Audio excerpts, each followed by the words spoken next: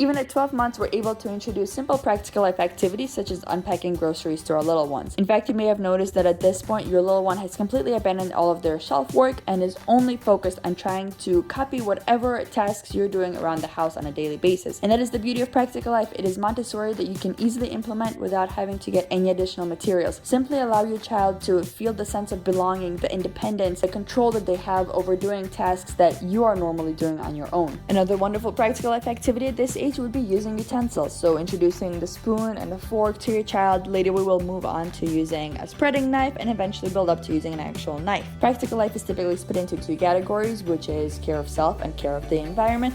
And what better way of learning care of self than learning how to feed oneself properly? So this was the first day that I had introduced the fork to Stella, and she had obviously seen Dad and I both modeling how to use it, and she was incredibly excited that she had a chance to use it here. You see that I am using hand over hand, and I'm actually standing behind her because this way I'm able to make sure that whatever I am correcting her with is feeling natural from this position versus from the position that I'm at. I also do allow her to use both hands in case she's still trying to figure out if she's right or left-handed.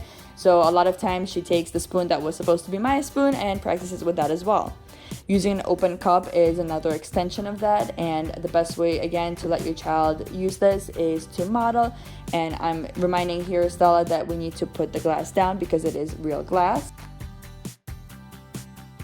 We also work on wiping the table. She sees me doing this a lot and tries to imitate me. And once we're done eating, we do need to clean up. So any utensils that had fallen or any utensils that we're done with, we do load into the dishwasher. And obviously very, very supervised because these are all fragile and breakable items. But Stella has learned that she gets to close the dishwasher. And again, I'm showing her hand over hand how we do that. And obviously once the dishwasher is done, we do need help with unloading it. Turning the lights on and off, be it through a remote or a light switch, is also a great practical life activity as it allows your child to build up confidence and independence when they are able to use the bathroom independently and then enter different rooms. We're also learning how to turn the faucet on and off as we get ready for independent hand washing. And we've also been working on getting our hair brushed, and Stella's been in love with these little clips that she tries to put in her hair as well. If you've got a boy, obviously you can skip the clips and just give him a choice of a brush and a comb. And when we get ready to go outside, Stella already knows that she's got two options of shoes in her little closet, and she's getting really good about trying to put them on her feet. So when I'm putting them on her, I try to do hand over hand so she can see me pulling them apart. However, these shoes are, while really good for learning how to walk in shoes because they don't come off, they're very difficult to get on, so these are not the best shoes in learning how to put on shoes independently, but she's still giving it a really good try. When we come home, she knows that she gets to take them off and she has to put them right back into that same spot. And she's also really excited about using hangers, so I've been allowing her to practice in that little spot that we've got for her. Obviously, all of these activities do slow us down, but this is a good way for her to really build that confidence and know that even if her attempt fails, it is a welcomed attempt and it's something that she should continue trying. Pulling weeds is a great way to get outside and practice practical life. So if you've got a child that loves to pull at grass, go ahead and show them some of the places where they are allowed to pull grass, so in spots where it shouldn't really be growing. If you've got a garden, you're welcome to allow your child to help you with watering the garden.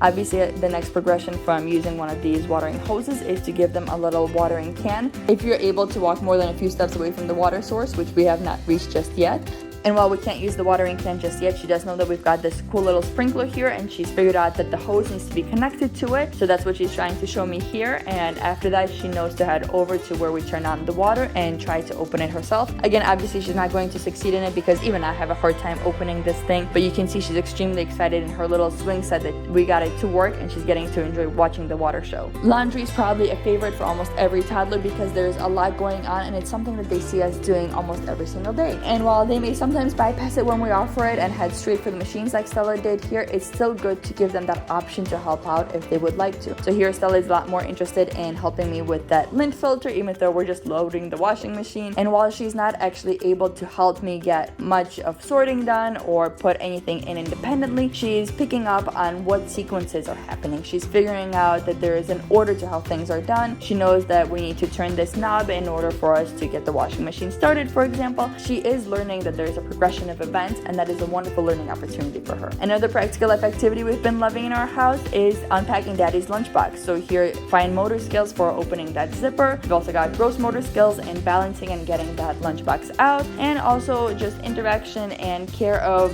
the environment and others in helping Dad and again packing his lunchbox now back up. And obviously we're also learning about containment, how to put things in, take things out. So while she's practicing practical life, she's also continuing that motor development. Now your child is also not too young to learn that they need to clean up after themselves when they're done playing. And since we do use baskets in Montessori, it's quite easy to get that started from an early age. And speaking of cleaning, another favorite is always going to be dusting, mopping, sweeping. Obviously, she's not actually picking up a lot of dirt. These aren't chores. I'm not asking her to do it, but this stands right in her little corner.